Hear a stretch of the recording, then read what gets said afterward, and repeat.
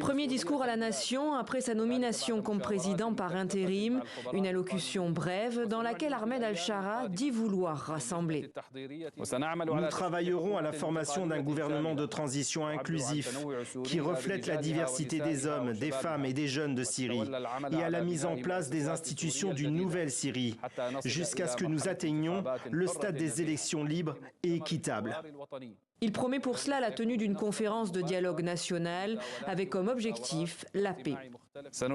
Dans la période à venir, nous nous concentrerons sur les priorités suivantes. Instaurer la paix civile et poursuivre les criminels ayant versé le sang syrien, qu'ils soient cachés à l'intérieur du pays ou qu'ils aient fui à l'étranger, par le biais d'une véritable justice transitionnelle. Ahmed Al-Shara a prononcé ce discours après avoir reçu ce jeudi l'émir du Qatar, première visite d'un chef d'État depuis la chute de Bachar al-Assad. Les autorités syriennes comptent sur les riches pays du Golfe pour financer la reconstruction de la Syrie et redresser son économie, ravagée par plus de 13 années de guerre et asphyxiée par les sanctions internationales. À Rasta, près de Damas, les habitants espèrent eux aussi une levée rapide des sanctions.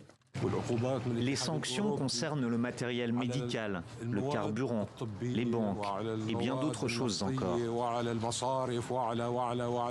Si les sanctions contre la Syrie ne disparaissent pas, des gens mourront. Le régime est parti, le président a fui. Alors qui souffre des sanctions? Ce sont les citoyens. Une dizaine d'intellectuels syriens ont appelé ce vendredi à la restauration des libertés publiques fondamentales. Ahmed Al-Shara sait qu'il doit rassurer sur sa capacité à pacifier et réunifier le pays, alors que le nord-est, région riche en pétrole, est sous le contrôle des forces kurdes syriennes. Les combats y sont intenses. Les nouvelles autorités ont annoncé la dissolution de l'armée de Bachar el-Assad et de son parti Baas.